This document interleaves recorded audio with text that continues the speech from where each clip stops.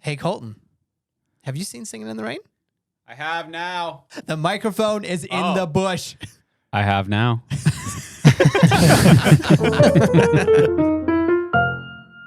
Hello, everybody, and welcome to episode 6 of I Don't Watch Movies. I never know where to look. You look anywhere you want, because I'll just be cutting through them, whatever. But I'm here with Seth. I'm here with Colton. What up? And I'm Caleb. And we are going to talk about Colton watching Singin' in the Rain. The first musical that we've had. Yep. Yes. Here on Hopefully not show. the last. Yes. Love a musical. There's a couple of good ones out there, but first, before we jump in, I wanted to talk about something that it goes right with this. It's awesome. So, Okay. So I have something very important I need to talk about as well. Oh. But we'll talk about your important thing first. Okay. An important episode. Okay, so Mine's a little bit drama related. So okay, drama. Yeah. Oh dear. Yeah. Okay, well, mine is not dramatic. Mine is just cool in the industry. So this movie, in the industry, Singin' in the Rain. I'm just gonna do this. Singin' in the Rain is like a love language, or a love letter to the industry, filming movies. Golden, it's the golden age of movies and blah blah blah blah. I'm blah. over here. Yeah. Look into my eyes when you talk about love letters. Oh no. Well, so anyway, so going along with that, I was looking on like some special effects stuff and behind the scenes stuff. I feel like you're looking at my notes. I'm not. And I don't want to give away. I don't want to give away things. I'm just thinking. Actually, I staring. looked up a few facts, but I didn't do my normal. I didn't have time to do my normal like IMDb trivia comb. Oh, that's Oh okay. yeah. So I have a few some things. Yeah, but me too. But with this, so in this movie, you saw that they used painted backgrounds. Yep. Right.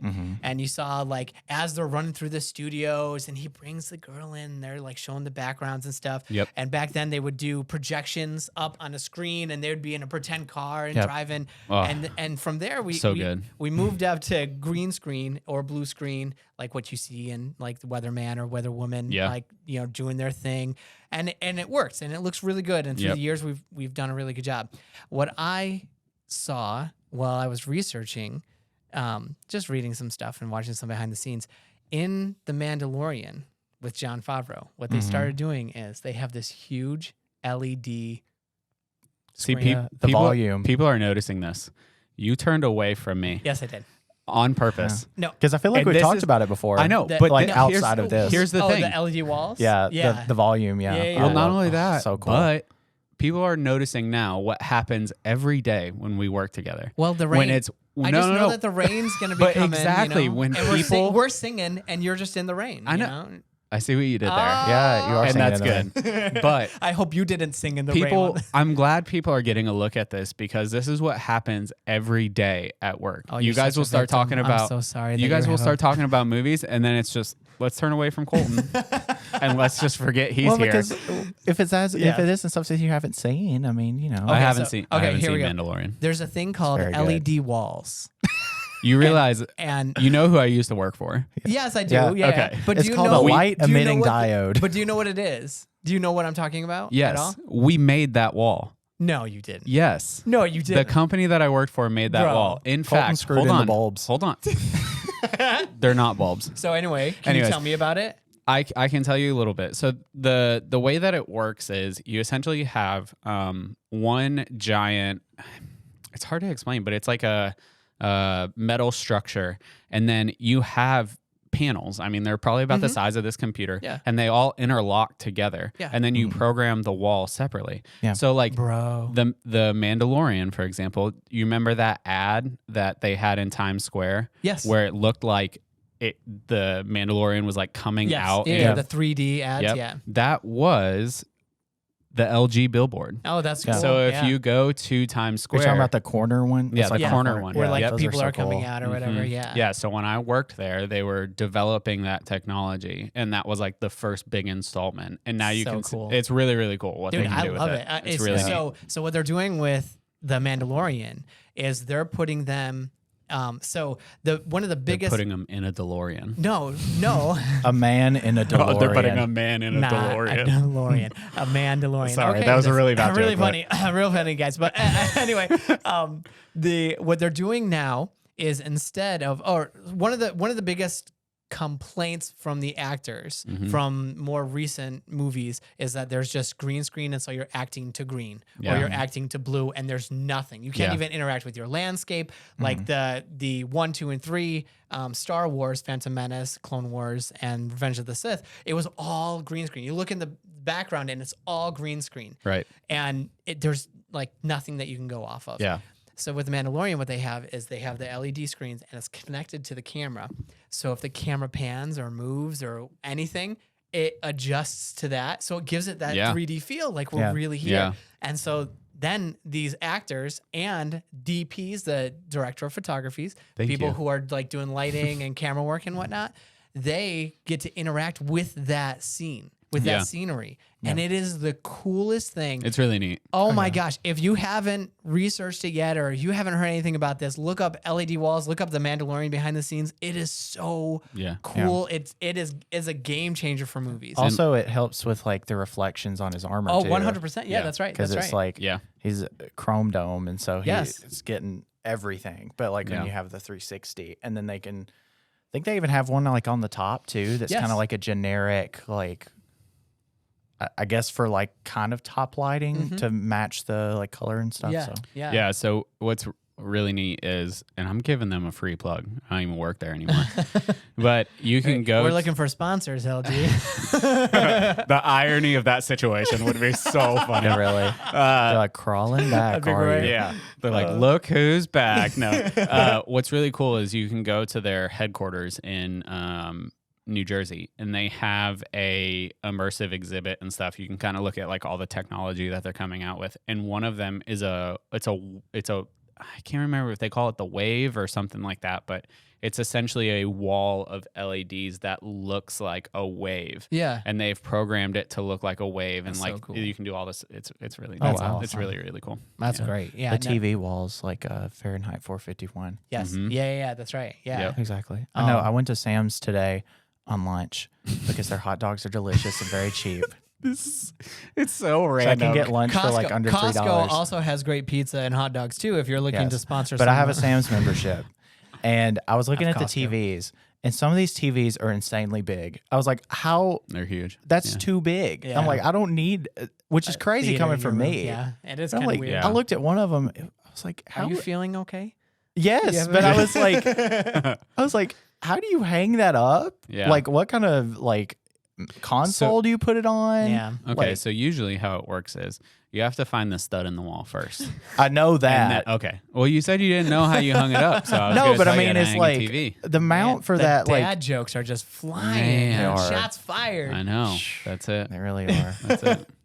All right, so I have to talk about something. Okay, this is your drama. All right, let's see. This is my drama. Let's hear it. Oh, let me just finish. Can I finish that thought? Yeah. Yes. So the whole reason why I'm bringing it up is because Singin' in the Rain was such a Hollywood movie. And to see how they did it in that movie, they represented it really well, obviously because they're the people who are doing it and whatever, for that time. And to see the technology changes and to see, well, first of all, see what they did in Singin' in the Rain, which was really impressive. Yep. Really, really cool. Yep. But then to also like see where we've progressed and like where we are now.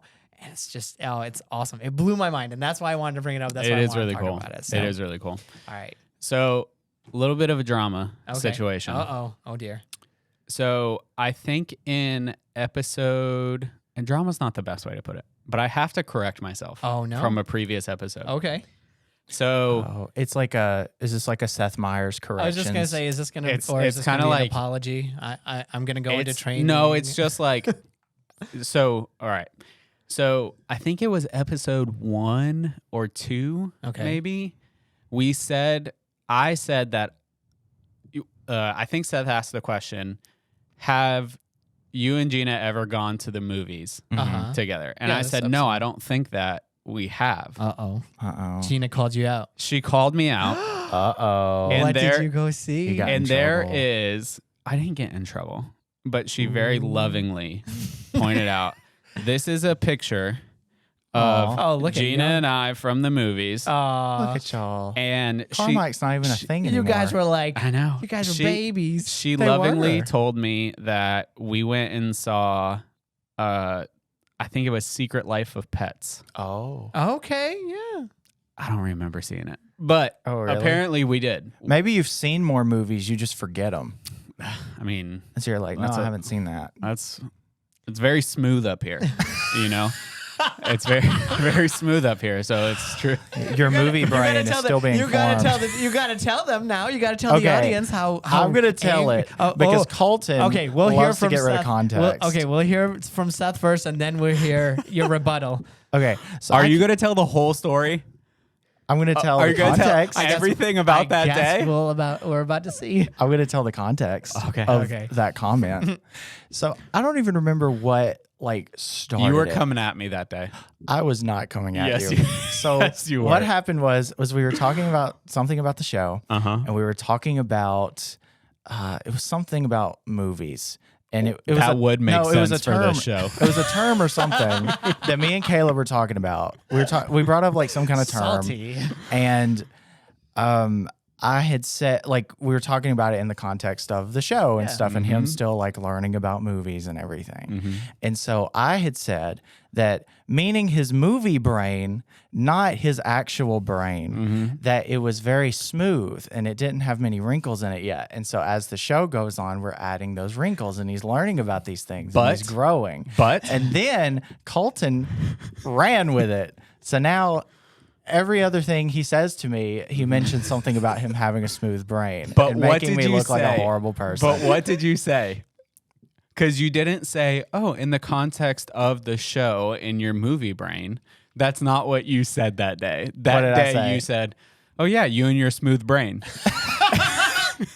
That's what you said. I meant your movie brain. Anyways, okay. So now let's hear your story.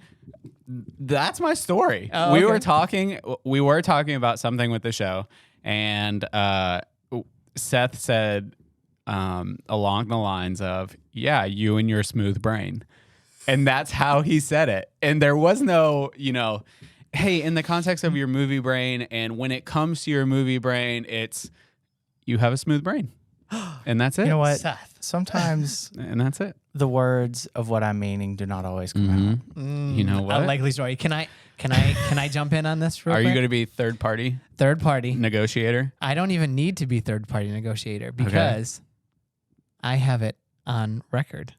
I was recording when he said that. No, you weren't. I was in my office when I said that.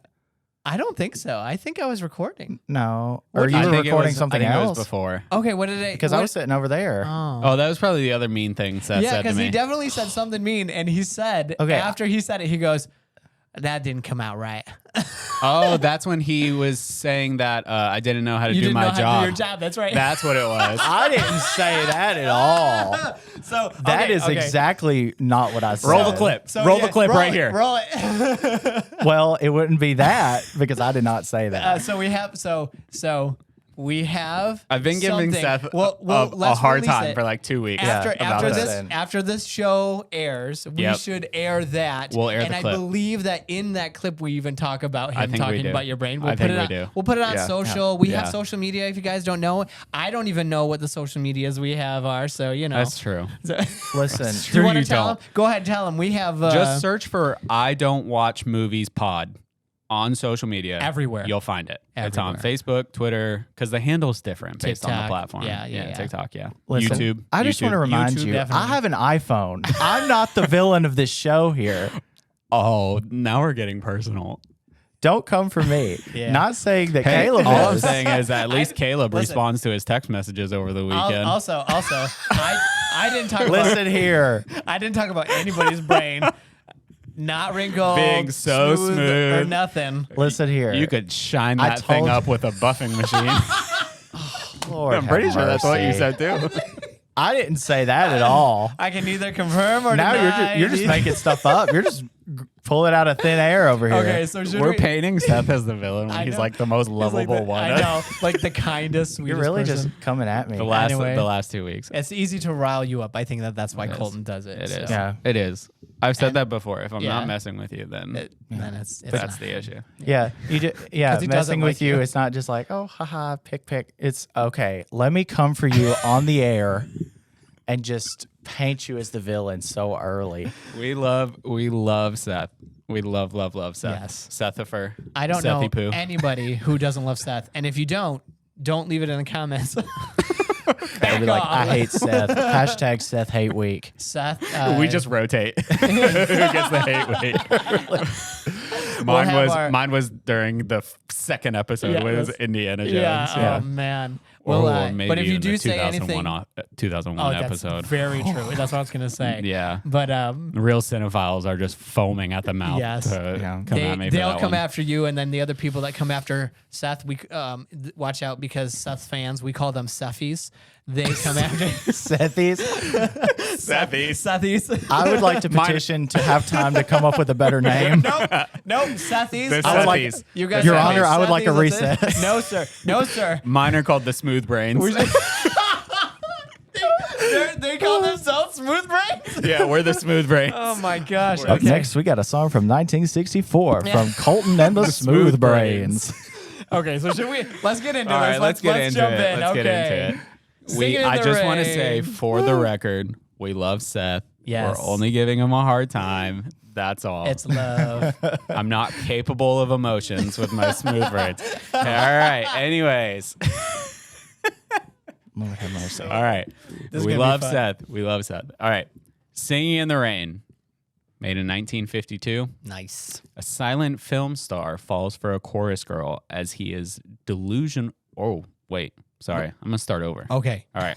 Cut. He's not delusional. That was really good. Thanks. Yeah. A silent film star falls for a chorus girl just as he and his delusional, jealous screen partner are trying to make the difficult transition to talking pictures in 1920s Hollywood. Nice. It's got 100% on Rotten Tomatoes. Really? With an audience score of a 95%. That is a little surprising that it's 100% on Rotten Tomatoes, but at the same time, it's not because it's about Hollywood and Hollywood. Mm-hmm. Yeah. Hollywood movies do very well. Because Hollywood loves Hollywood. Yeah. So if we've learned anything, that's true. Hollywood loves Hollywood. Yeah. If we have learned. Yes. Yes. So continue. What's your first note? What's your first thought? All right. So I want to say I watched a kind of like a interview with Debbie Reynolds after this. Oh, cool. Mm-hmm. All right, It was a TCM interview celebrating, I think it was like the 40th anniversary or something like that. And Debbie Reynolds said there were two things that hurt the most in life: singing in the rain and childbirth. Yeah. That's not surprising. It's not surprising. My understanding is that her and Gene did not get along. He was very hard on her. All. So very demanding. So they talk about this which is typical. They talk about this in the interview because Gene Kelly did co-direct this film. Yep. And which is huge. Yeah.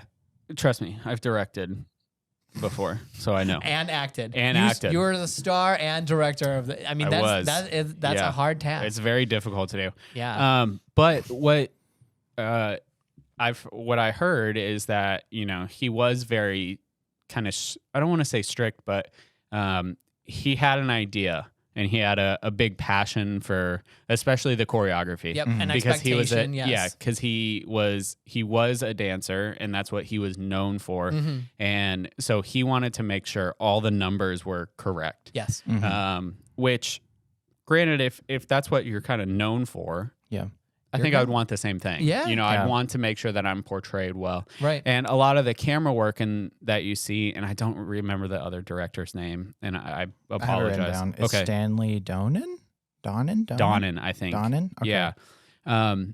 Gene Kelly and him decided okay, Donen's going to do the camera work and things like that, and Gene Kelly's going to focus more on the actors and things like that. So I think that balance worked well. Yeah. Yeah. And then there was another fact. I didn't use the X-ray feature. Oh, Amazon. Did you watch it with Gina though? I did. What'd you watch it on? What? We watched it on YouTube. Oh. So where you can rent it through YouTube and stuff. Yeah. He doesn't have HBO Max. That's right. I forgot. I don't. Yeah. I don't. We both watched it on HBO Max. I feel like we just watch HBO Max a lot, and then we're like, oh, that'd be a good one. Yeah. Hey, this is great.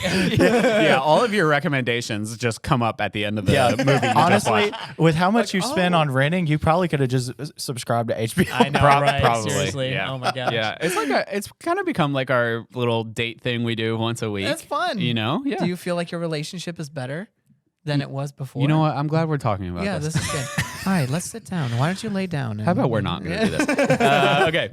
So also in the interview, Debbie Reynolds talked that during the Good Morning song, yes, she had blood in her shoes. Yeah, because it took literally 15 hours to film, and they did it in 1 day. Hours to film, yeah. They started at like 6 a.m. They didn't get done until like 8 o'clock at night. So good. It's wild. It's amazing. But it is incredible. It's so good.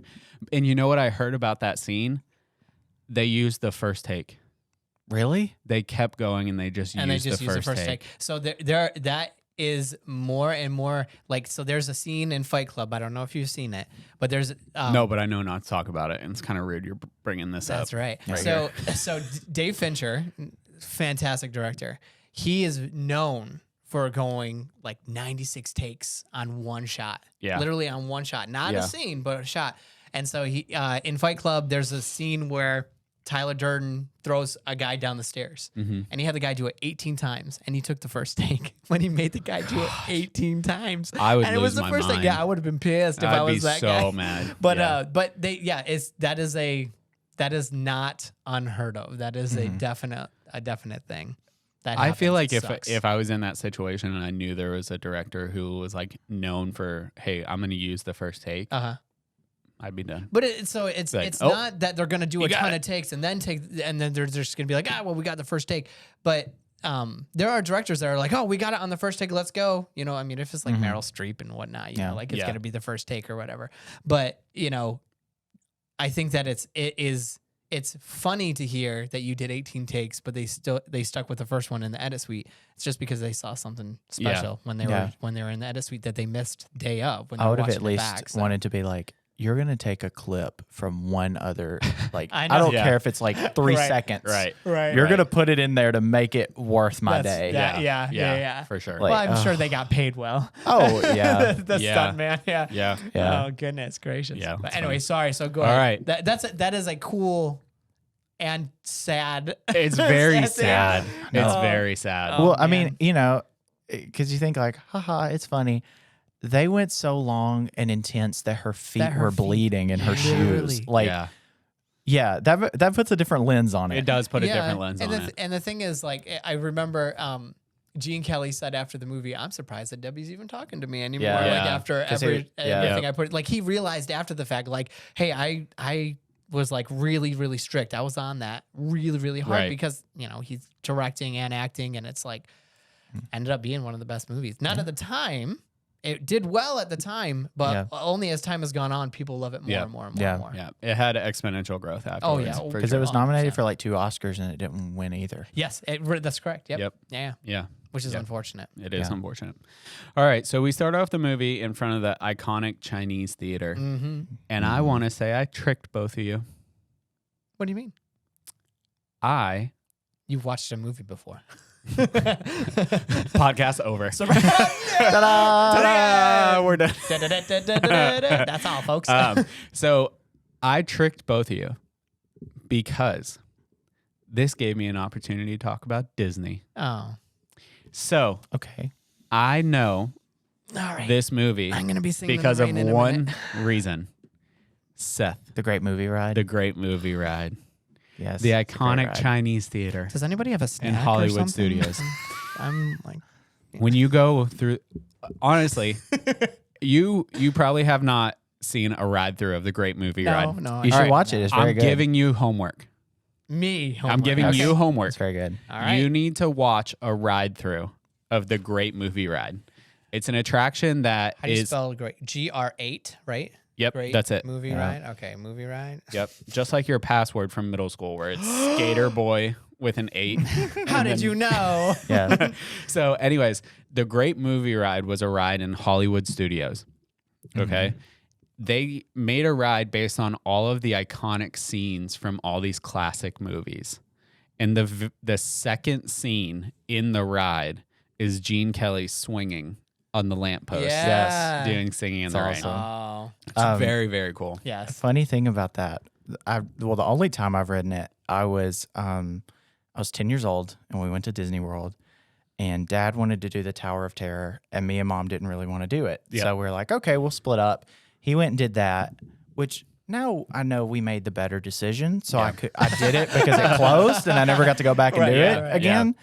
So we went on the Great Movie Ride, and I was 10 years old, and so I was still like I didn't really at that point I hadn't really gone, I went to Disney when I was like 3. Yeah. So sometimes animatronics would still kind of freak me out sometimes, especially like in that ride, like the Wicked Witch, where she's very like fluid. Well, and not stuff, only that, but we could get into that animatronic as a whole, but we won't. But anyway, so I was like kind of like a little apprehensive about it. And there's the scene where you go through the Nostromo through Alien, and you go through like the hallways on the ride, and you see Ripley like against the wall with the flamethrower. Yep. And so I'm like, are they all animatronic? Like they're all animatronic. Yeah. Okay. Yeah. Well, this ride was unique in the fact that part of the ride is actually like a show. So like as you're going through the ride, depending on which way you went, it would like split. So you would go through like the first scenes, and then it would kind of like split in the middle, and you would either get a like a gangster scene, like a gangster shootout scene, or like a Wild West hold up. Right. Yep. And so you would go either of those ways to those sets. They would have like a combination of animatronics and live actors. Okay. Yep. And then because it was actually like your vehicle was like piloted by a cast member, like a tour guide, through. Did you get to choose which one, or no? It was like they split them up. Yeah, it was all it was based on demand for the ride that day. Sure, okay. So if you went up and there was 2 sets of vehicles, they were in what's called 2A, which means that there was 2 sets of vehicles and they would do both show scenes. Yeah. If it was a very low demand day, they would only have 2B, and that means you only did the gangster scene. Okay. Yeah. But the cool thing about it is that the gangster or the like outlaw actor would interact with your host, and then they would hijack your ride vehicle, and then drive you through some of the movies. And so one of them was Alien, and I was like, I know there's going to be a xenomorph somewhere. And I was like looking around. And I was like, I know exactly what you're talking about. I was like, I just got chills actually thinking about it because I know exactly what you're talking about. I was so freaked out. And it's so dark. Yeah. Because I mean, it's the Nostromo. It's almost pitch black. Yeah. And then no, so I thought they were going to come out from the side. Okay, yeah. Comes down from the ceiling. You look fog and strobe. That would have been my thought. And you look I was up and terrified. it's just like inches away from your face. It's very terrifying. And then the Wicked Witch, like, because she, like, they have the smoke, and then she like appears, like pops up out of the ground. And it scared me because she like jumped up.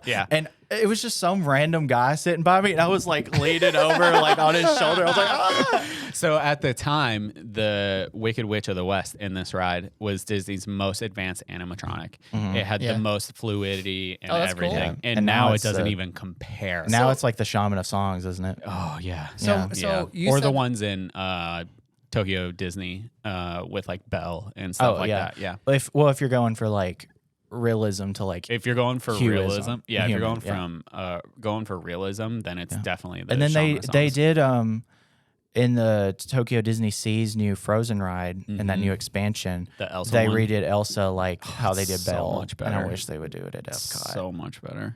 So this ride does not exist any longer. It does not exist anymore. Okay. Nope. It is now. But I can still watch a ride through. You can still watch a ride through online. Yeah, they have on YouTube. It only ended like 5 years ago? Like I think it was like 2017 or something like for that. the new one. I was thinking it was like a long time ago. Yeah, no. But the reason why I say that is because in Hollywood studios, the facade of the ride is the Chinese theater. Oh, there you go. Okay, and then when you go through, it's like very Hollywood. And they have and like, that. because back in the 80s when it opened, they used to like bring in celebrities and stuff, and so they actually have like handprints. Like they have of like more Disney related people. So you can see like the Golden Girls handprints or like Hermits or like a bunch of them. It's really cool. And there's even at one point the Ark of the Covenant. Yeah. Was they have there. They have the actual one from the movie was in there. We're starting to tie in. I know the culture of the movies into the culture that you like. Oh, that I know. Whoa. And then it's a reverse because then it was like it was that ride that I was like, I gotta watch some of these old movies. Yeah. And so I can't remember which ones I watched, but I think I went back and like watched a few of them. Awesome. Maybe one episode we'll just do we can do like a ride through. That would be fun. Watch it? Yeah, like watch it and we can talk about all the different movies. Yeah. And maybe that's the goal. We watch all the movies from the Great Movie Ride. Oh, there you go. That'd be cool. That'd be cool. That would be neat. What do you guys think? Do you think that it's interesting? It's like an infomercial cut. What do you think? We still don't have a sponsor. Now you can drink milk every day. Yeah. You're giving me the Shazam guy. Yeah. Yes. For only 3 payments of $49.99 and your first unborn child, you can have a ShamWow. Yeah. Oh my gosh. Yeah. All right. Anyway, so sorry. I talk about that to say, like, as soon as I saw it, because the movie starts with the red carpet scene, and it's people coming out. It's very Hollywood, but Yeah. it cuts to the Chinese theater. Yeah. Sorry, I have to say this too. Oh, go ahead. The Chinese theater in Hollywood studios is an exact 1-to-1 recreation of the one in California. Oh, cool. It's very, very neat. Very cool. Okay, I've been there. Yeah. You should go to the Hollywood Studios one too. you should go to the Hollywood never studios. been. Maybe someday we can do a trip. A travel. Can we Yeah. do That an would be fun. episode? We'll do a from remote Hollywood episode. Studios. Yeah, we could just Maybe. we can take our phones, Oh, your iPhones, and we can just like film each other. you didn't Like say with- you didn't say what you have. Moving on. He's trying to reveal the We're moving the on. twist, the twist ending. People are not People the are bad guy. gasping. At all. Caleb. He said the A word, not the good one. All right. So, anyways, the movie starts. It's a very iconic, like Hollywood red carpet event. What are you wearing? Yeah, Who are you? it's still like radio broadcast is the big thing where they've got the interview and it's the one lady reading off into the radio, and the kids are climbed up in the tree. Yeah, what I speaker. yeah, what I thought is like really funny in this scene is like the irony of he was like, I went to the finest schools and I love it did when the movies symphony do that. halls, but it was like really humble beginnings, they're performing So at. I have something to say about that, but keep Okay, going. Keep okay. going. No, I was just gonna say like the irony there is very funny. Yeah. And it's like all the glitz and the glamour because I think that's kind of like how most actors get their start. Yeah, and doing, I think like, that's hard what, work, and I think that's what they're that's definitely what they're definitely saying. what they're talking about. What I would say that this kicks off you see his character arc. Oh god, Because did you see that? No, I didn't. I almost died. Oh gosh. Almost hit my- Do you have your I don't arms think- down on your chair? No. No. Oh, I do. I thought it like fell off or Yeah, something. I'm very proper. That's why I'm I don't trying to do my straight back instead of being like. I'm hunched. Quasimodo. Yeah. Yeah. Well, you're trying to like stay up my level. That's why. No, I'm just Yeah. hunched over. Seth is very tall. Okay, so anyways, At so least 7 feet. so this to me was the start of seeing the cracks in Hollywood.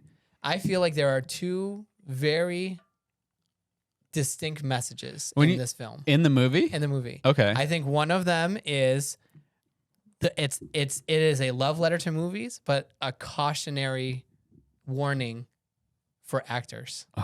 And I think that this is the start of that, where he's like, I did all these things and I went to the great schools, and you're seeing that he's lying.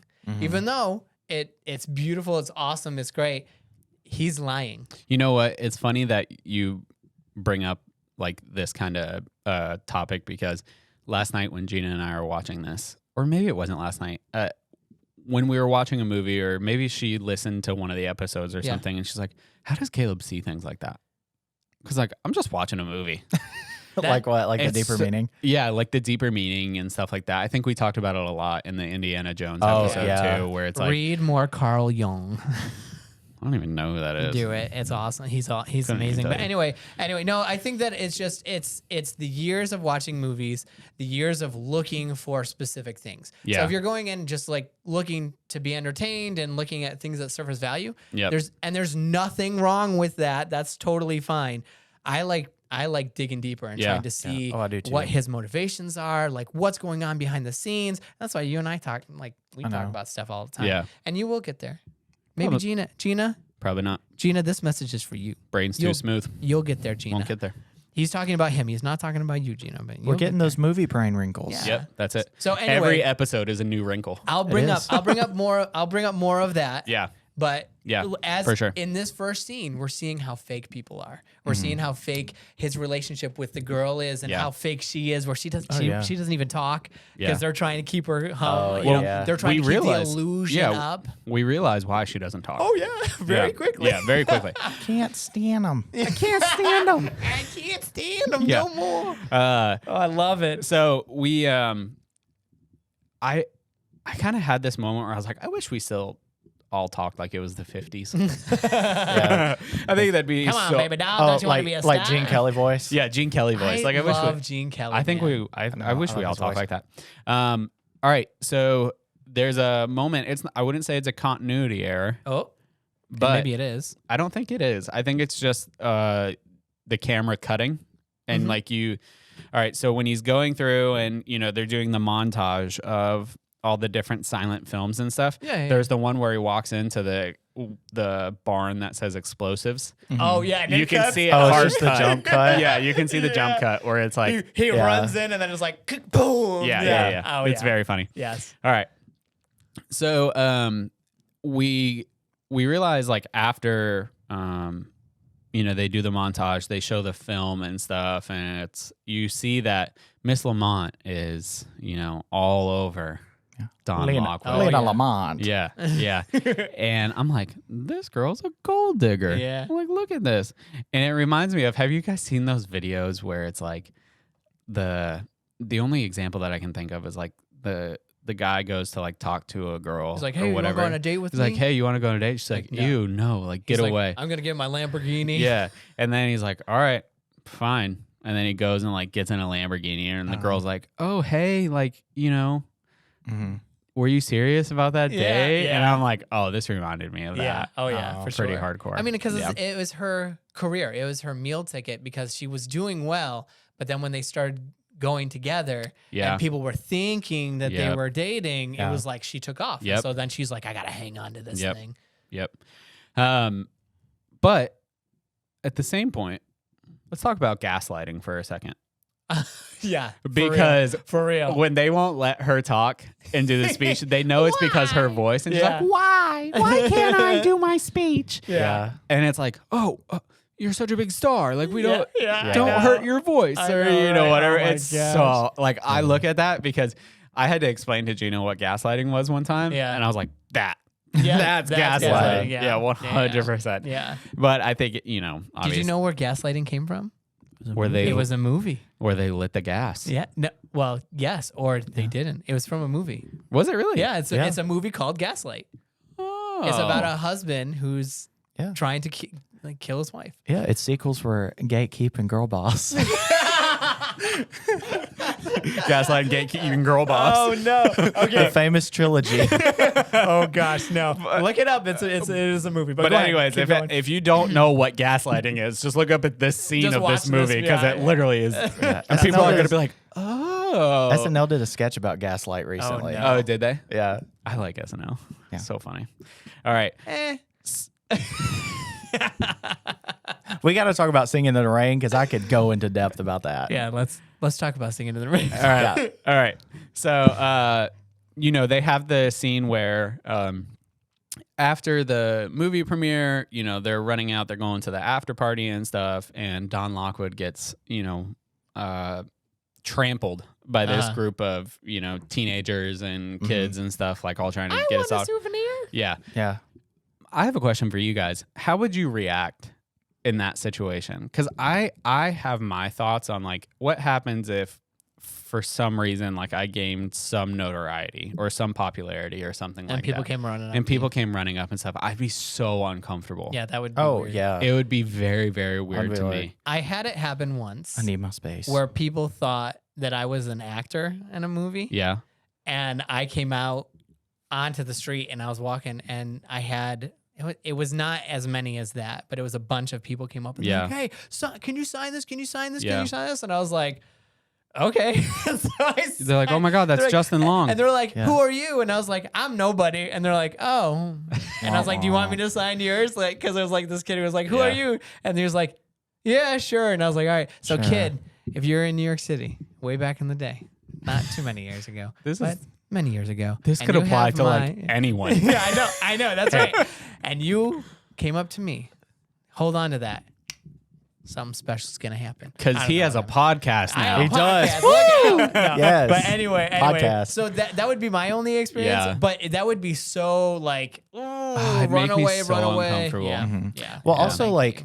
I don't even think that wasn't even like, oh, hey, can we get your autograph? We're a big fan. They were like ripping him apart. Yeah. They were like shoving the paper in his face. Right. And, Well, because like, how do you even respond to that? Right. Well, I mean, because you cut to the next scene and it's him like in the car with Kathy. After jumping up after on jumping the on the and bus stuff. and then doing a flip into the car. And, I love definitely that. very realistic. And, you see like his suit torn up and she's like commenting on it and stuff. And this is where we kind of talked about it at the beginning of the episode. You get the car singing in front of the blue screen. Yes, or the yeah, green right, screen. right. Yeah, I love it. It's so funny. But it's great. The like, rear projection thing. They're taking that technology and updating it to make it better. It's like it's mind blowing because It's really cool. this stuff in Mandalorian looks real. Yeah. It's so impressive. So Yeah. good work on Mandalorian, guys. John You Favreau. needed our approval. New season coming March. Is it March? Is coming out? I don't remember. I don't It's know coming when out the soon. I know car that it's releases. The DeLorean. The DeLorean. Mandalorian. That's okay. Boo. That's okay. They're coming out with a new one. Do you know that? I feel like I heard that like 7 years ago. No, it's all electric. Is it? They've come out with A like the real first DeLorean? concept. Yeah. Oh, I thought you were still like making a joke. No, about Yeah, it. they've invented Mr. Fusion. Yeah, the space-time continuum. They've solved it. Yes, it was gravity. Yeah, all along. All right, so this scene to me is very funny because Kathy is picking at Don and stuff like that. Like, I've only seen one, and just like roasting him and stuff like that. It's very, very Totally funny. treating him like you're nothing, you're nothing. Also, you're I feel nothing. like we've missed out. We haven't talked about Cosmo. Yeah, When I know. I'm getting I was gonna attacked. bring him. I was gonna bring him up. He's just like, oh, nice. Yeah. He's like, Cosmo, call me a cab. And he's like, okay, you're a cab. Yeah. I love jokes I like knew- I that. knew it was And gonna this come movie's up. full of them. I think that's why I love them. He's all over. so funny. Yeah, I would like. He's almost. I don't know. I love his character. His character is awesome, Yeah. and he's there. Mm-hmm. He is the faithful sidekick that should probably be the hero. Yeah. So I was gonna talk about him in a minute. Make him Okay. laugh. Make him laugh. Make him laugh. Make him laugh. Yep. Make him laugh. Make him laugh. Yeah. So hold that thought. Okay. All right. I just didn't want him to go unrepresented. Oh no, Yeah. he won't. He won't because I have a fun fact about that scene. All right. So then we get to the after party scene. And did you guys know Maleficent was in this movie? What do you mean? Mm-mm. Seth, you don't even catch that one? No. Who was it? Okay, if you watch the scene again, there is the girl. She's just titled as a dancer, Mhm. but it's Sid, and I can't remember her. Vicious. Sid Vicious. I'm kidding. That's the singer. Never mind. Boo. Oh. Okay, I don't remember what her last name is, but she got casted in this movie. She originally was gonna play Kathy, but at the time she was pregnant. Oh. For like when they were doing a lot of the other filming, so she didn't. So she just came in as dancer. Okay. But she's the girl at the end towards the end of the movie, where Dawn is like having the flashback or whatever you want to call it. Oh, and yeah. she's the girl with the short black bangs Yeah. and stuff like Yeah. that. Okay. She's also at the beginning of the movie, but her outfit, she looks like Maleficent Oh yeah. from the cartoon? Yeah, or from the cartoon. Oh, Was it? right Was it? on. Are you talking about the one that has like the spider web? Yes. Like Yeah, Yes. I think so. Yeah. Yeah. That's who I'm talking Yeah. about. I Yeah. remember now. Yeah. Yeah, looks like Maleficent. Anyways, Maleficent. so can you imagine, because it's at this after party where they start talking about the talkie pictures. Yes. The Yeah, talking. The pictures. talkies. and- The and, like, talkies. dismissing them. Yeah, dismissing them. No, Even they're though gonna be nothing. the one lady walking out is like, oh, this is so vulgar. yeah. Yes. Yeah. Oh my gosh. Like I don't know, obviously I wasn't alive at that time, Right. but like if people were truly like blown away, like this is ridiculous. Yes. Like how dare you? Like Yeah. Yeah. and it's like people are like, I don't want to hear someone else talk. Right. I have to be exhausted all day because I Right. talk like this already. And so, I think that's what it is. But yeah, like crazy times where, people would be like, oh, this is blasphemy. This is just a toy. This is, you know, right. This and is then just and then it turns out to be something. And then it turns out to be something like the amazing. biggest revolution in movies like ever. Yeah. One of the biggest, Yeah. But in this scene as well, a really funny moment. And Gina looks at me because, you know, Kathy pops out of the cake and then they do the dance number. Gina looks at me and goes, "Are these old-timey strippers?" Could be. And I'm like, in a way, but I just think, without the stripping. Yeah, and I think, which is an old-timey stripper. But I think this is what flappers were. Right? No, flappers were it was in the 1950s, but they had a specific dress that was a flapper dress. Well, flappers were in the 20s. I mean, I'm sorry, you're right. This movie's 20s. About the 20s. I read the introduction at the beginning. It was made in the released and made in the 50s. You're right. Yeah, yes. But it's about like it's about 1920s Hollywood. Yeah. And flappers was more of the type of dress that flapped around. Yeah. Oh, with like the fringe looking. Yeah. Oh, the fringe. Yeah. I got it. Okay, so Gina, I know you're listening to this, was not strippers. Sorry to disappoint you. Just dancers. All right. So we transition to, you know, Don's kind of shooken up by what Kathy said. He's letting it bothering him. Yeah. And he shows up to the studio. And this is a question. It was more that he started falling for her too at that point, and he was like chasing her out, like, "Hey, wait, hang on, I want to talk to you more because I like being mean to you." Flirting. That's my flirting. I like flirting with you and forcing myself upon you. Yeah. Like one of my favorite jokes in the whole movie when she's talking to him after, or he like stops her before she can like run off. Yeah, and he's like, how did he put it? He was basically like, now he points back to the busted cake behind him. He's like, "Now that I know where you live, can I take you home?" That's that killed me. She's like, "Oh," and runs away. I love funny. Oh, it's so good. That made me laugh too. Yeah. So, the next scene is Don showing up to the production studio and things like that. And I want to ask you because I have no concept of how movies are made. Yeah. Mm-hmm. And you see him walking past, and it's like 4 different scenes directly next to each other. Oh, yeah. Is that how they're made? No, not so much anymore, but not now. Back then, that's how they definitely. Yeah. Because they had, just giant wardrobes, giant warehouses. Yeah. Where they would have all these sets. Well, not a soundstage then, but essentially it was a soundstage for them. Yeah. And they had like, 7 here and 7 here, and then they had the back lot that they were using for shooting. And, but for I think Hallmark still uses this concept because this is just straight up how these movies, these Hallmark movies are made. It's like a musical, or it's like a musical chairs or a cakewalk. They're like, "Okay, everybody, swap sets. Pick up your script. Everyone go one step to the left into the next soundstage." Now it's not Johnny, it's Jimmy. There you go. I know. When I went to Universal Studios and I did the VIP day thing because I heard that it wasn't that much more expensive than it would have been to like go to go to Universal or whatever, like with a ticket and he has I got HBO Express Max. Pass, whatever. It was for my birthday.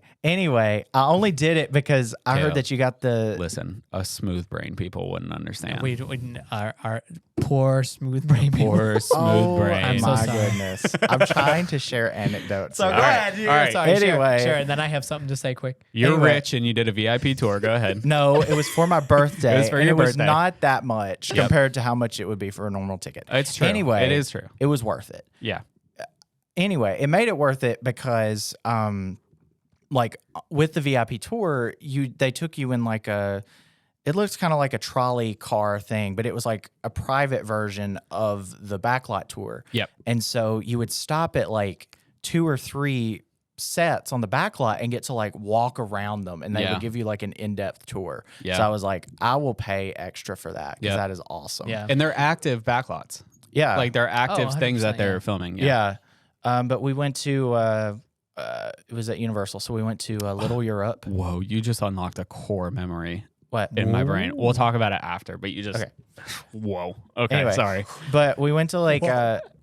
We went to Little Europe, where they shot like all the old Universal monster movies, a ton of other stuff. Yep. We saw I had nerded out about this. We saw like the one little spot where in the first Pirates of the Caribbean movie, when Jack is running from the soldiers and he goes into the blacksmith shop, we saw the one little spot where they shot that for like 5 seconds. Oh, that's awesome. Because they shot everything like on location, all the like outdoor stuff, a lot of it they shot on location. But then they got back and realized that they needed that. One more shot. And then the production team was like, "Oh darn, guess we'll have to go back to the Caribbean." And they're like, "No, we're gonna make it work. We're gonna do it right here." So they rented that little spot and painted it up to look like it, just so they could shoot that. Yeah. But yeah, it was.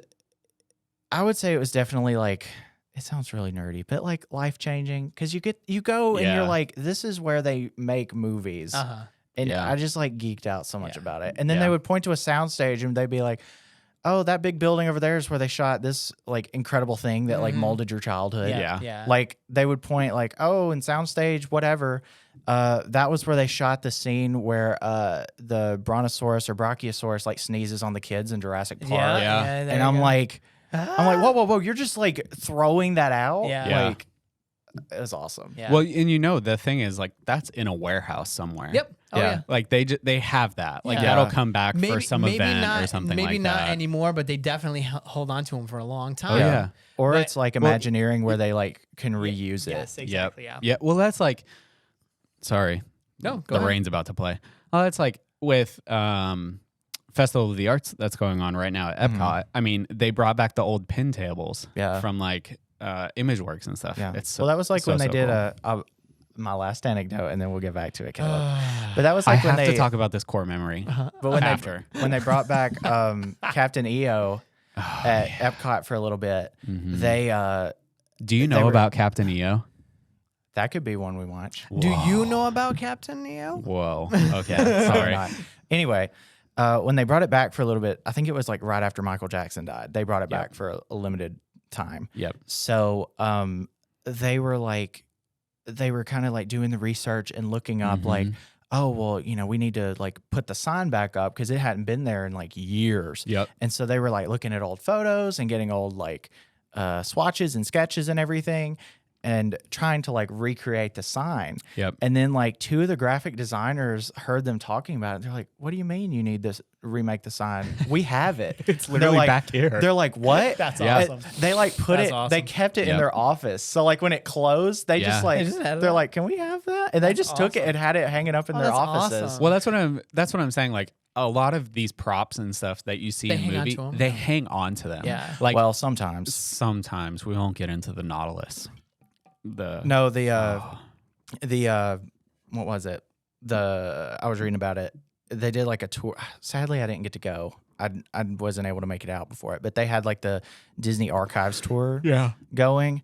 And I'm just so I apologize that this is making this in. I just cannot stop yawning. No, but there was the snow globe that they like kind of zoom into for a shot in Mary Poppins. Yeah. Yep. They I guess they like used it and then somebody just like threw it away. Whoa. And a janitor found it and they were like, "This is cool. I'm not going to throw it away." So they had it and they put it up in their like little office or whatever. Yeah. And then somebody was like, "Where did you find this?" He was like, "It was in the garbage." And they're like, "That is a prop for the movie." So then they put it in the archives. Well, not only that, but like speaking of great movie ride, John Wayne is in the scene. Well, the John Wayne family donated a belt buckle that he wore in several movies, and it was on the animatronic for a long time. That's cool. Well, someone found out that it was the real one and took it. Those jerks. Also, in the Great Movie Ride. Sorry, I'm just gonna tie it. I chose this movie for a reason, so but this is a very good movie to talk about it in. I guess so. But Public Enemy. Who's the guy from Johnny Depp? No. Public Enemy. There's a film called Public Enemy, and Johnny the Depp. Gang. Maybe it's not the. Maybe that's not the same the one. gangster name. No, or are you talking about from way back in the day? Way back. Oh, okay, yeah. It's like a gangster movie. Suckers. Yeah. So I mean, Public Enemy is also. It's a gangster movie, right? It's a remake. Okay. So, anyways, they the guy who starred in it, the same suit that the animatronic is wearing is the same suit. The same suit from the movie. Yeah. That's pretty cool. Anyways, it's just really cool that they. All right, talk about your core memory, and then all we'll right, continue core on. memory. Whoa, I can't believe you unlocked this. When I was young, I remember going to Universal, and this is when like Legends of the Hidden Temple was like really. Do you know what Legends of the Hidden Temple is? He was on it. No. He probably worked on it. No, my friends. He was Olmec. No.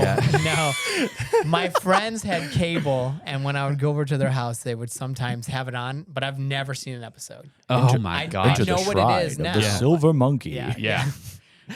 So many kids, like so many millennials around the world right now are just like standing up and waiting for commands because that was like the code or something to unlock a millennial. That was my favorite, the Tombstone. Yeah. That's so funny. So anyway, this Universal, when they made this show, one of the other shows that they did, it was like a challenge show type deal. Was it Double Dare? It may have been Double Dare. One of those? I can't remember. But anyways, I went to a taping of it. Oh, yeah. And I got slimed. That's awesome. No way. I got slimed. How did we never know this before? I don't know how I remembered this. This needs to go on social. If I got slimed, I would talk about it every day. I got slimed. He probably did and then forgot about it. That makes me so crazy. He's like, you know what? I'm just going to get movies out of my life. It and was all of such this a TV. weird, I remember it being such a weird experience because like they choose you and then they stop whatever. And you go back and you have to change. And then all of a sudden you like walk out and they're like cheering and stuff. And they're like, slime. Yeah. And then you get slimed. And then you walk back and you just take a shower and then you're done. We need to find this footage. I don't know. Find this footage, I don't know man. if we could what ever episode find it. was it? I couldn't tell Do you remember you. what happened? I remember getting slimed. I just remember getting we slimed. need to watch every single episode I until won't we do that. find you. We are going to We're find gonna you. go to Viacom or Universal or whoever owns it. And we're gonna comb through every double. We're gonna comb through. Brains unite and find Colton when he was slimed on Double Dare or whatever it was. I don't remember what it was, and it very well could have been just like an experience, it, you know, because they do that in the like shows, if it was like a pre-show thing, to kind of like amp up the audience. Exactly. Yeah. And Universal does a lot of things like this, where they kind of show you how like things are done, and like because there's one show. They may not even do it anymore, but where they talk about like how you can fake someone falling and it's like a dummy. I don't think they do it anymore. I don't think they do it anymore. Replaced it with like Fast and Furious. I was about to say, I think it got replaced with like Fast and the Furious. And like not even a good Fast and Furious ride. Like a really bad one. Yeah. Womp womp. Anyway. Okay, so we're going to talk about a movie, right? We're going to talk called Singin' in the Rain. We're going to go back to the movie. I'm sorry. It just like you talking about that just like unlocked this part of my brain. But that's cool. It's like the one wrinkle I had. Every time it just grew bigger. It rose up an inch. If I got slimed, every person I met, I would be like, "Hi, I'm Seth. I got slimed when I went to Universal Studios." Like, I couldn't not always be talking about it. That's so funny. I don't know why. It's just like it happens. Forgot about that part. Anyways, all right. So it's within this sound stage where they're walking through all the different things, and it's like, oh, just make them laugh, just make them laugh. And this is where I wrote down how much I love Carson. Yes. Because this scene is so funny. Yeah. And he's got so much like slapstick humor, and it's very like his face. It's like very rodeo clownish and stuff. And in this same TCM interview that I watched with Debbie Reynolds, it cuts to him talking about, I can't remember the guy's name. Please help me. The actor. The guy that played Cosmo. Yeah. Donald O'Connor. Thank you. Donald O'Connor. Is it Cosmo? I thought it was Carson. It's Cosmo. It's Cosmo. Okay. Yeah. I'm sorry. I got that wrong. It's okay. When Cosmo starts singing, apparently the assistants and stuff just thought that like he was a catch. Like he was just so funny. And they were like, hey, just go out and start doing that. And just do it. Yeah. And that's what made it into the movie. Yep. Yeah. This is all, once again, the first take. Yes. Yeah. This is it. Yeah. And you've got like the make them laugh. Yeah, make them laugh. I love when he stops singing it, where he's like, and the music keeps going. I'm like, yes. Yeah. And you've got the moment with like the dummy or whatever. Apparently they just threw that in during the threw it on the couch. And they were just like, hey, do something with this. And he's just like, you got it. So like they had the song written and then he just went around and improvised. Yeah. And they were like, get the camera over there. It was just all improv. That's amazing. Like this whole moment. But it was so good. And it's so good. Yeah. Every time I watch it, I think like, I'm like, I know that this should like I should think this is cheesy, but I unironically think this is so good. Yeah. I think it's weird. I think it's so good. And this is something that like because it's talent. The thing is talent. It's body.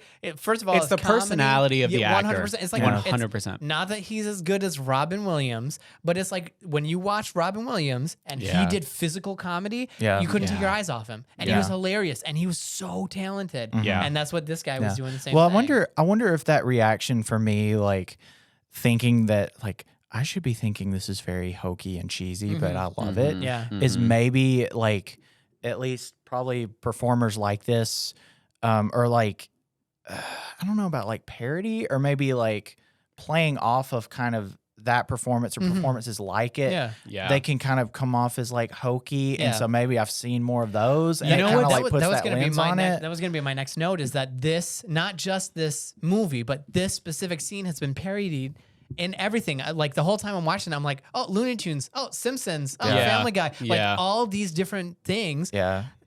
Parodied this whole movie, but this scene specifically. It's funny that you say that though, because like you, like the Sethy Poos. We'll learn. I don't this. think that's the Sethiverse. name. Sethiverse. I thought you said the Sethiverse. Sethies. I was like Sethiverse? into the Sethiverse. Into the Sethiverse. Oh gosh. I see what you did referencing the last yeah, episode. but Sethies, it's like the you know, Sethies? The I think the Sethies is good. Works. I have a brother named Seth, and we would call him Sethy as a joke, and he would hate it. But you know, I think that your fans will like it. The people who like. Do you like with Sethies? I don't know. You better love Sethies because Sethies love you. Yeah. I would have to. Can we get T-shirts made that say "I'm a Sethy"? I'm on Team Sethy. Team Sethy. Yes. Hashtag Team Sethy. Like Edward and Jacob. Yeah.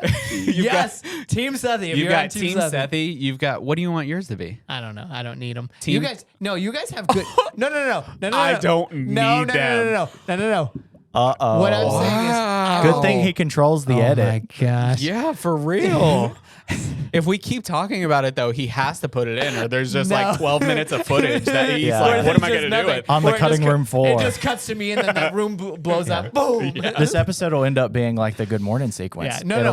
What? So let me explain. 15 hours wasted. It's not that I don't need them. I love every single one of you, but I want except you, Jonathan. No. Yeah, Jonathan, stop listening right now. No, but it's half funny. of our audience. One of my friends, Jonathan, he was sending me a text message the other day about one of the shows, and so I was like writing to him. Jonathan is not you, I swear, or it's a different Jonathan. But anyway, the other Jonathan though, hate you. Can't stand you. But anyway, so my whole point was. You guys, unless it's my brother-in-law John, in which I love you. Oh gosh! All right, we got. Congratulations to you and Rachel, by the way. Let's move on. Sorry. Let's move on. It's okay. Sorry. Let's move on. Back to the movie. Well, just got to bring you back. Hold on. Back to the T-shirts. I think it'd be so funny to be hashtag Team Sethy and then hashtag Team Smooth Brains. Yeah, that'd be great. I would like that. Yeah, that would be really, really funny. All right. So hashtag Smooth Brain. I love what it. I was gonna say is your humor. You have a lot of humor that is very relatable to like Cosmo's humor. Yeah. It's very, I think people now would describe it as like dad joke-ish. You know, it's very like old time comical, like, and your humor relates to that a lot. Just and not in the physical. You're not in the jumping around. Yeah, I'm not a physical, but it makes me like understand now why you like this humor because it's very much your humor as well. Okay. So we go on to the, where they walk in and they're talking about jazz night or whatever. I think the name of the film was The Jazz Singer. Yes. The Jazz Singer. That was the talking That was movie. The first feature film that had audio. Synchronized audio into it. Yep.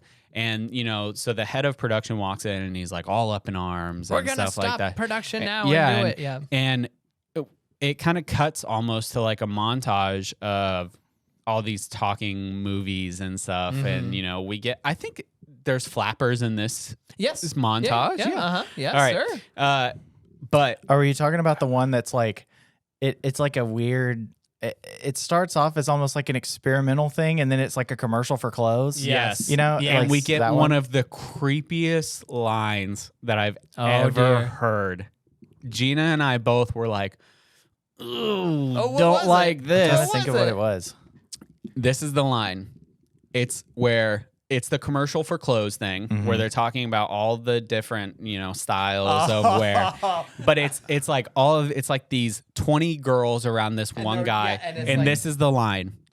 You've got those lips to be kissed and you are over 16. Yeah, I remember that. As soon as you said the 20 girls in the line, I was like, I know exactly what you're talking about because I went, I literally on my couch, I was like, oh. I don't know if it was because the age of consent back then was lower. I'm sure it had to be something like that. But that's pretty cringy. Okay, but also I get that. It's funny that you mentioned cringy. Sorry. I get that, but also like still it correlates, I promise. Even with that, even if now it was like 18, that's just creepy. Yeah, you don't say You're over that. 18 That's now. just, It's like, it's like you're saying the silent thing out loud. Yes. Yeah. And you should not be even. And you should not be talking. It should not even be silent. That. It should be nothing. It should be non-existent. You're saying the quiet thing out loud. It's like you're saying the thing that we all knew, but just like stop. Yes. Stop talking. Gross, please. But you say cringy. Yeah. And that's my next note. It's funny how words change over time. Because they cut to all of the different clothing and stuff, and specifically when they get to the tennis outfit, cringy, make you cringe. It's gonna make you cringe, yeah. and it's like, I was like, now that's like a bad thing. Yeah, I think they just needed a rhyme for fringe. I think you're right. I think you're right. What rhymes with fringe? Cringe. There you go. What does it mean? I don't know. It's like T-Pain back in like 2007, where he's just like, I can it, put you in a mansion somewhere in Wisconsin. Yeah. We'll make it work. That's one of my favorite lines from a song ever, because it's like, oh yeah, Edgar Allan Poe wrote The Raven, but T-Pain rhymed mansion with Wisconsin. Oh wow. Anyways, sorry, but it's funny kind of like over time how like words change and things like that. And that was one of those moments. And it's funny that you said cringy, because that's, because it was cringe. It was cringe. And I want to reiterate. We all love Seth. We've reiterated it. I'm going to pick on you now. Me? Okay. Dun, dun, dun. Because I'm not going to cry. Caleb's in the hot seat. Miss Lamont is working with a dialect coach. Yes. Because they're starting to know exactly where this is going to go. Round your vowels and things like that. Some of the way she talks is how you talk to this day. Which one? Italian. Miss Lamont? Miss Lamont. I'm Miss Lamont. You're Miss Lamont. Because you say things sometimes and I'm like, how? Italian. Because, hold on. I can't stand them. She's saying things and I'm like, this is Caleb. Because Caleb Lamont. One of them Caleb Lamont. Caleb Lamont. One of them specifically Hashtag is Lamont, Team Lamont. Here we go. Come on. Come on. Yeah. Team Lamont. Yeah. We've got the Sethies, the Smooth Brains, and the Team Lamonts. Lamonts. There we go. There we go. We've got it. Come on. Anyways, so one of the things is one of the words you say, and we've had this discussion because, like I've mentioned, I've had lots of people. We travel a lot for work, and you'll say Italian, and I'm like, it's Italian. What's the other one? There's another one that we say documentary. Often. Documentary. I get it's documentary. You say it sometimes. You say documentary. And I like... It's documentary. That's how you say it. Is it really? That's how I say it, and that's all I care about. Yeah. I'm like, come on, Team Lamont, stand because up. you said it. You I'm just like, said you didn't need them like 3 minutes ago. No, I didn't. Yeah. No, now you need them when you're in the hot seat. Now you need them when you're in the hot seat. You're like Lina. You really should be the Lamont. I am the Lamont. You are the Lamont. That's great. You are Lina Lamont. Okay. Can you come in next episode? Can you come in dressed up as Lina Lamont? No. Yes. No. We can like fix your hair so it curls and everything. That's okay. Too. I'm now, okay Lina, you've just gone too far. Anyways, it was just really funny because like this is where she really starts talking and stuff when we get to like see the personality of the character and stuff. Not only is it a bad voice, but she has a terrible. She's got a terrible human being. But it's so that's kind what of you're saying about me. I get it. Okay. I mean, you said it. once again, quiet part out loud. I mean, no, but it was just kind of funny because like some of the way, like the inflection on her voice and stuff like that, I'm like, oh yeah, like it's Caleb. Caleb says the same thing like that. My God.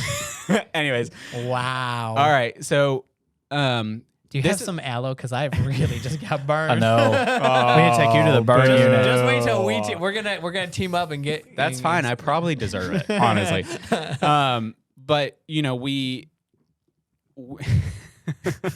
this is kind of honestly. I play with my microphone a lot, and I do too. I'm like touching it. I'm like, and this is where we can get into me a little bit. But after the big montage, the cringy moments, and the dialect coach, this is where they start recording their own talkie movie.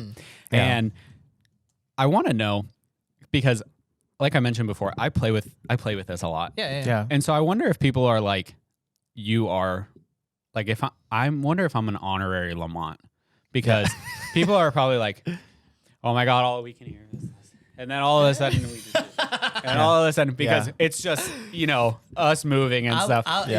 But it's fine. Probably me too. I'm like, woo, woo. It's really funny because the director of this scene within the movie, you can see the passion just fade. Yeah. He's like, talk into the bush. Yeah. And I hope people got that reference when we started. I know.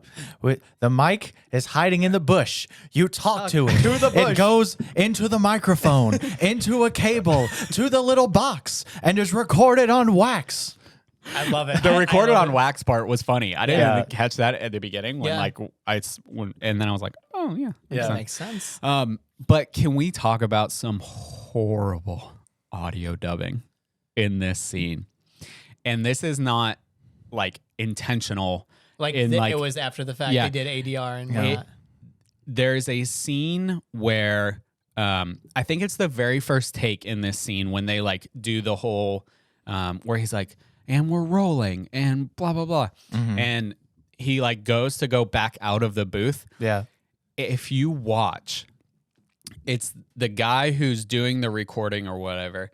If you watch, I saw that too. He just shakes his head, but what you hear is, I can't hear him, but you don't see his lips move. It's just they added that in after the fact to make it better. Yes, and it's so bad. Yeah, it is good. It's good, but it's so bad. So this is the same note that you would have from the building blowing up.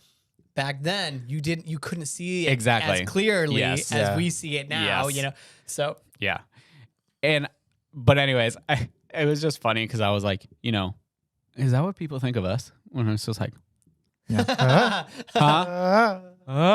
no, it's not what they think about us. Anyways, we should just do a cut of it's just us just shaking our head. What movie are they watching this week? You guess it. You guess it. You get a prize. All right.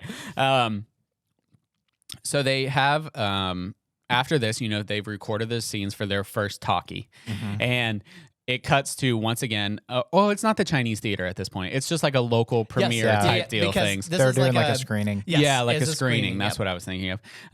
But what's really funny is on the marquee outside, it just says major studio production. I laughed about that too.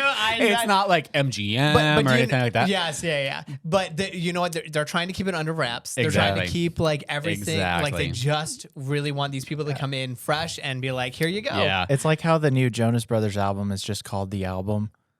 Oh, have you seen that? Yeah. No, I didn't know that. Like at least that's what it's called like right now. I don't know if it'll be something real when it comes out, cool. but it's just The Album. That is funny. I didn't know that. Yeah, me either. Anyway, I was saying, hey, Lina. People just listening to the audio of this have no idea what's happening. They think I'm having a stroke. Like, what is going on with this quality? You're going to have to check out the YouTube video. Please You're going to have to check it on YouTube. Anyways, so the major studio production thing is really funny. Yeah. It's kind of like one of those slapstick moments, but also on the credit or the rap for the thing, it's like 100% talkie. Or it says something like 100% movie talkie or talkie movie or something like that. They called it because they called them talkies. They called them talkies. Talkie sounds stupid, but we kept movie, which is hilarious because we're like, they're called movies. Movies, come on. And obviously, talkie movie. We know in this scene that like this is a bust. It's bad. Oh yeah. And it's like embarrassing. It's embarrassing. And you have the Ms. Lamont. I thought it was great. I thought it was great. But you have the teenagers walking out of the movie and they're like, "Oh, this is bad." And it's the teenagers like really making fun of it. Yeah. And I'm like, there is nothing worse than a teenager making fun of something. And I feel bad because at one point I was probably that teenager, you know? But not in this case because you didn't watch movies. So. Yeah, exactly. It was for something else. It was something else. How like people talk or something. Yeah. Like saying Italian. Yeah. It's crazy. Italian. All right. So it goes, we then cut to the iconic scene of them realizing I'm done for. Don Lockwood is no more. Yeah. Like, I'm going to sell my mansion. I'm going to sell my mansion. Yeah, I'm like, that is a big house. He must be making bank. Awesome. Yeah, he must be making really good money. Yeah. And this is just... But he can't afford, like, extravagant groceries because they just made, like, a sandwich. Yeah, right. They just put a block of cheddar cheese in the fridge. But he is a bachelor. Yeah. And so, he's a very busy guy. So it just made me laugh. The juxtaposition of like they're at this grand dining room table in this mansion and they're eating like a ham and cheese not sandwich. only that, but he's like, I'm gonna have to put this place up for sale tomorrow. Like he doesn't have money in the bank to like keep paying. I think it was more of an exaggeration. It was very much an exaggeration. Yeah. But the bank won't foreclose till Monday. It's hyperbole, you know. Yeah. I will say what is funny about this is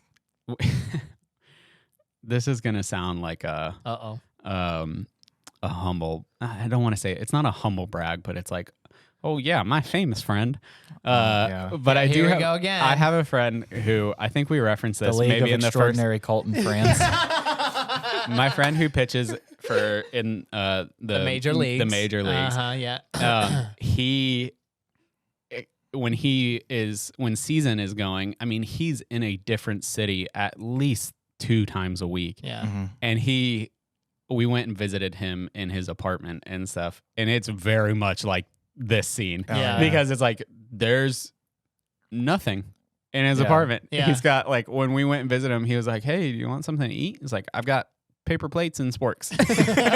And it's really funny because like you realize these people, they don't get to settle down for long. I mean, so same kind of concept. Busy. It's very like exaggerative. Like the juxtaposition is, you know, for my friend, like I gave him a hard time because he was like, he lives in the sky level apartments or whatever.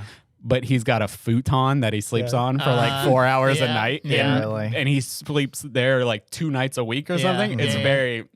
It's very exaggerative, but it still happens. Yeah. I mean, it's pretty funny. I was going to make a joke about him being in season, but he could probably beat me up, so I'm just not going to make it. He is... I'm not going to say anything about him. I'm sure he's great. He is a very large human being. Hopefully a friend of the show. I was going to say maybe he'll come on our show sometime and talk about movies. He might, and he's just going to stand behind you. He's just going to... Yeah. Hello, welcome to the show. Anyways, but... This transitions to, you know, we've got the brainstorm of let's make it a musical. Yeah. Mm-hmm. And they start busting out and singing morning. and it's morning. Yeah. So what are we going to sing? Good morning. Good morning. And this is iconic. This is such an iconic scene. And we referenced it at the beginning of the episode where, I mean, they took the first take. They did it like 15 hours. Yeah. 15 hours long. Feet were bleeding. But if you watch, like, it's Palms are so sweaty. Like this is not knees weak. Ours are heavy. Oh my God, not again. There's blood in her shoes already. Mom's spaghetti. Okay.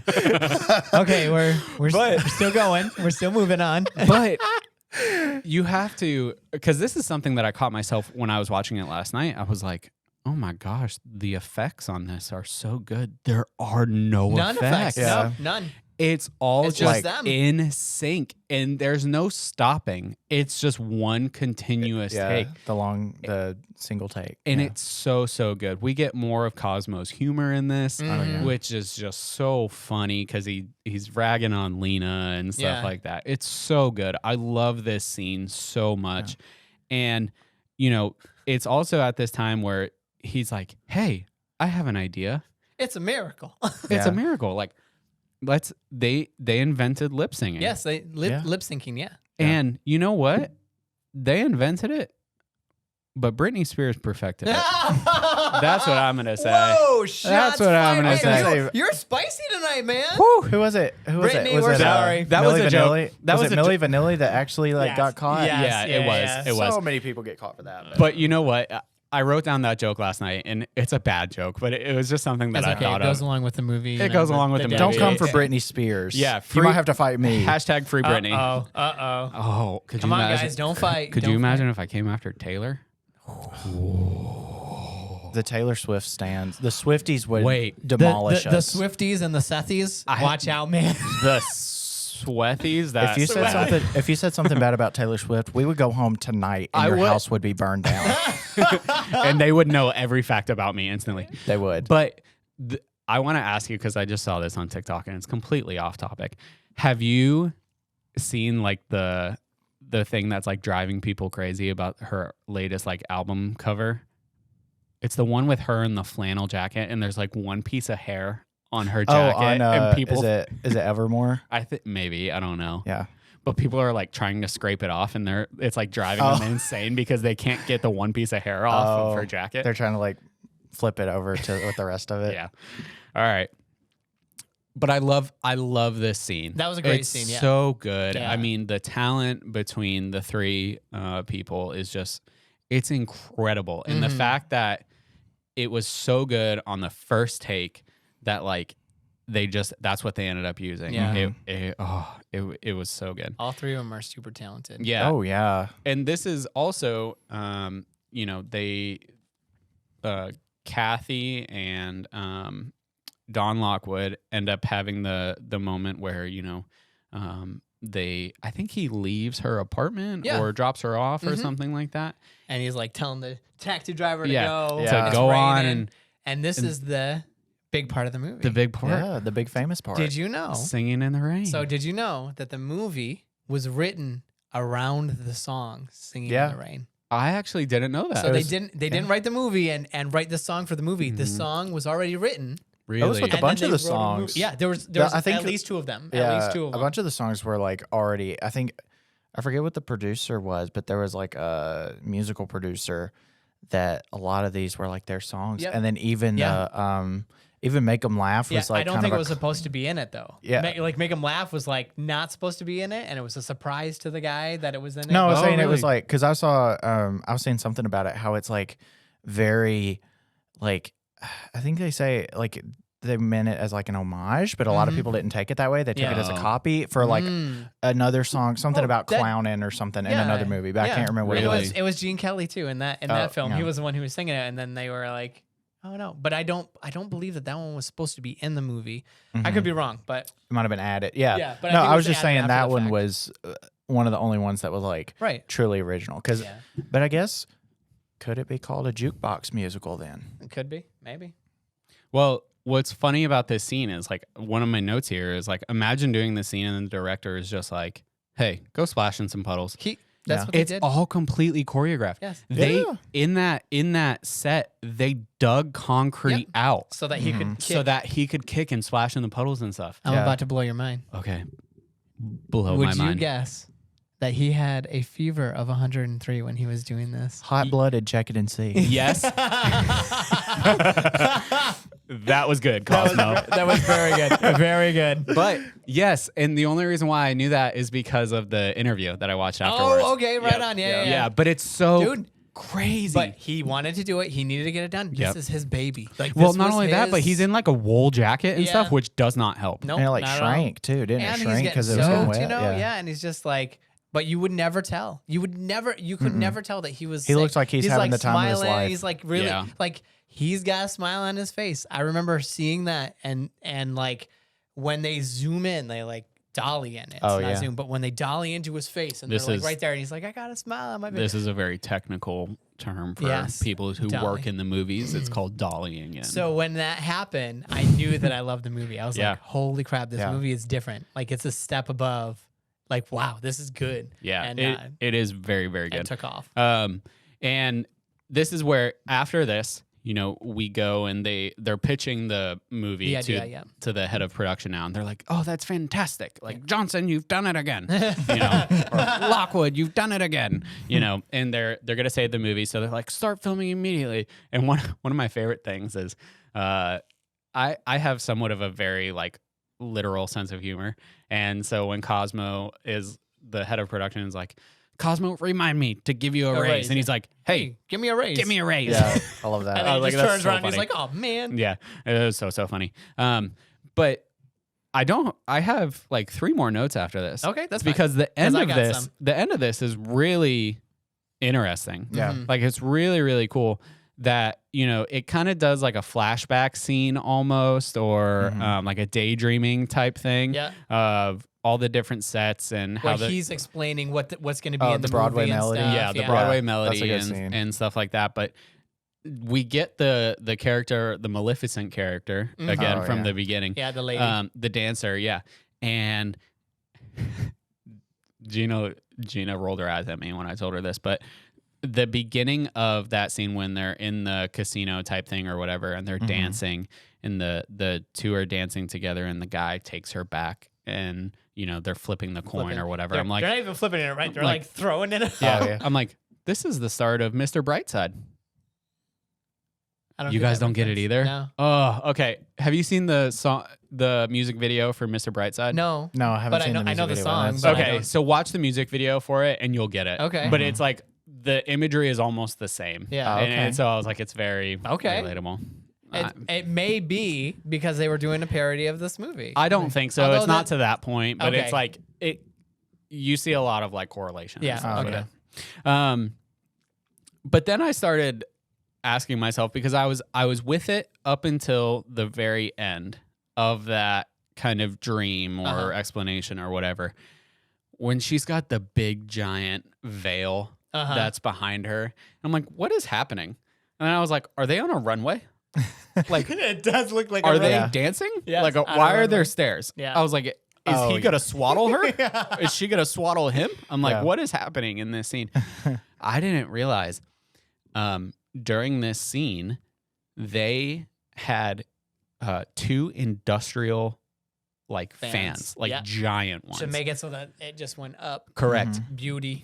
But they had 2 assistants, and their entire job was to work in synchronization with the fans to rotate them to like angle the veil perfectly. Nice. Oh, wow. Nice. Yeah, it's really cool. Good Crazy. job. And apparently that scene took so long to shoot because she kept getting blown over because they were so heavy. Like the fans were like so powerful. That's intense. Yeah, it was really, really cool. That's crazy. But that scene to me was very strange. Yeah, what the heck is going on? Yeah, very Because strange. it's so. I'll wait till the end. I'll come back to this, but let's get to the Go end. ahead if you want to do. No, because I was going to talk about the whole character arcs of all of our characters. Our two main. Are you trying to go like one by one through everyone in the movie? It's going to be very quick. It'll be quick, but I want to get to the end. Character arc. No, here's the extra from the scene in the Broadway melody. This is where he was born. And no, it's just going to be Kathy and Don. Yeah. It's just Kathy and Don. But they do have like the big finishing number and stuff like that. And then it, cuts back to him being like, okay, go film it. And, after that, this is when the movie actually premieres. Mm-hmm. Yeah. And I think it's a pretty iconic scene because I've seen it referenced before as well in other media, but they're like, we realize at this point that Miss Lamont is very deceptive, and knows how to work her contract. Mm-hmm. Yes, and we know that Kathy is now gonna be the voice for Miss Lamont. Yeah, and Miss Lamont's like, well, this is my big show. I should get to make the speech. Yeah. And she walks out, and they're all like laughing at her because she's saying Italian like that. And anyway, sorry.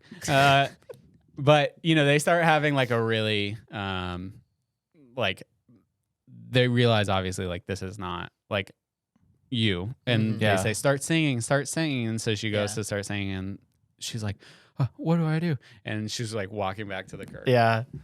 Like what song? What song? I love that. That like, made me what die. key? What key? Yeah. So can I tell you some funny stuff? That's not her real voice. Right. She I'm actually sure it's has not. a fantastic voice. Some of the vocals when they were dubbing her voice over with Kathy's name. With Kathy's name. With Kathy when she was dubbing over, that was actually her real voice. Oh, yeah, that's funny. It wasn't even Kathy's voice. And I think, and I think Debbie Reynolds was dubbed in a couple songs. Had 2 songs that she didn't sing. They were dubbed over with somebody else's voice. The irony of that's it was really like, funny. It's like, oh so my funny. gosh, like that. You know, Isn't it ironic? Well, art imitates life, right? Yeah, so or life imitates art. Either or. It does. So anyway, I thought that was really funny because it's this scene. So anyway, it is. Continue. It is really funny, and they realize how to get Miss Lamont from pressing on with her contracts, and they pull the curtain on Miss Lamont, it's Kathy singing back there, and everyone's so impressed. And Kathy before said, Don, I don't want to see you ever again. Yeah. And I don't care, blah, blah, blah.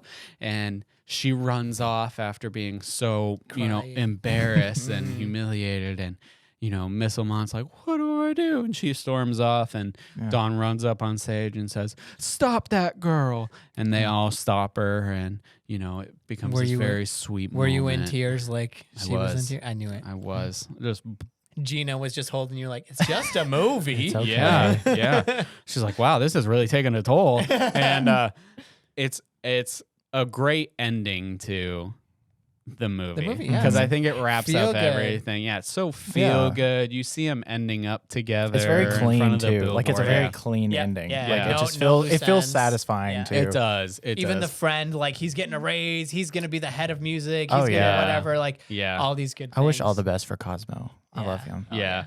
It's so good. I thought that overall, there's a reason why this movie is considered the best musical of all time. It's like number 5 of best movies or movies that you need to watch. Like it's weird because as the years go on, it like goes up. Just keeps going up. It does go up. Yeah, it was 100%. It was like 90. I saw something about that. It was like 97. It was like went up to number 10. It was 10, and then just recently after that it was number 5. That's crazy. Well, because 2001: A Space Odyssey just keeps falling down. All right, so everyone's realizing how on that note, let me just tell you a little bit. So let me just go through the arcs. So in the beginning, we see Don, and we already see him. He's established, and so he's already a little bit jaded. And we see his past twice. So we see his past right in the beginning where he's like, I was raised this, me and my buddy, we went everywhere together. We did all this stuff. Then again, at the end, when he's like, hey, I'm writing the story that's going to be around all the French revolutionary scenes, blah, blah, blah, blah, blah. This is the story. And you see him, he comes to the city. Yeah. And he's young and he's excited. He's got his glasses on. And he's like so young, and they're like getting him into this stuff. And you see as it goes along, he's getting a little bit jaded. Yeah. So then you have Kathy, who's still innocent. When he meets her, she's innocent, and she's like, "Yo, get off me, dude! You can't just have what you have because you're the big wig in Hollywood." Right. And the whole thing is like, there's the people in Hollywood, and they get it done and they get it right, and then there's everybody else who you got to work super hard to just get up there. And you're lucky if you get up there, which is true to life. Like that's how it is. Right. The gatekeepers, bringing it back. Now we got to get to the girl bosses. Yeah. Right, the girl bosses. Lina Lamont working that contract. There you go, girl boss. We got to stop gaslighting the girl bosses and make some progress. But anyway, so you see his rise to, I don't know, cynicism or like depression or complete just like breakdown of who he was is arrested when he meets Kathy because she's still innocent. Yep. And he's like, yo, I got to get this girl. I want to get this girl on screen because she's so good and she's awesome. Well, not only and that, he's in love with her. And we learned that she, as long as she's over 16. Right, then you can kiss her, right? Yep, yeah, that's it. Hate that. Anyway, it makes me cringe. Anyway, so and not the dress. Not the good cringe. Yeah. Not the 1920s cringe. Anyway, so you see Miss Lamont, who is corrupted by Hollywood. Yep. And she stays that way through the whole thing. She's gone too far. She's trying to backstab everybody. And instead, Don and Kathy are like, we're going to do this the right way. We got to do it the right way. Yep. like go against the stream or whatever. And to me, like that's why it's the like even at the end of his montage or his like dream of like when he came and then he's dancing with that girl and they're going on all these different places and they're dancing and then he comes out and he sees that young guy come in and he's like, gotta dance, you know, and it's like he came in with such pure intentions and then he saw how far away he was from that and he's like, yo, I gotta do something right. And so that's when he took what's-her-face under Kathy under his wings and then they started doing the right thing and things started working out. Right. Yeah. And so like to me, like that was the awesome, like, so you have your main story, which is like love story to Hollywood and all this stuff is happening and it's all great and this is fun. But underneath it is that whole thing with Don and Kathy and Ms. Lamont and even the producer where he's like, we got to trick the producer into doing the right thing because he doesn't want to do the right thing. He's going to do the wrong thing. Yeah. And it's really, I love it. I love it. And I love that Kathy had an effect on everybody. And because of her effect on Dawn, it affected everybody in that studio. And then they were able to make talkies and make great stuff. So that's a great point. That was me. Like that. Sure. That's why I want to make the talkies. They got to make the talkies. Yeah. See me, I was just like, oh yeah, Sons. Funny talkie. Oh yeah, haha, talkie. Talkie's funny. Oh, I love it. It's not a real word. That's funny. Yeah. Yeah. Okay. So anyway, so my spiel is over. What is your ranking? 1 to 100. I thought really hard about this. Okay. We just want your honest answer. I think I give this a 99 again. Whoa! I think 2 99s in a row. Yeah. Honestly, for me, I think it just has so much character and so much talent, and they don't rely on like special effects or they don't like it's just pure raw talent. But it's such a great story at the same point. I just love this movie. Hey, that's great. It's really good. Well, I mean, I was telling Caleb earlier, I was watching this again last night and I forget what scene it was at. It was like a little bit along in it, and then I was like, I think this is becoming a comfort movie of mine.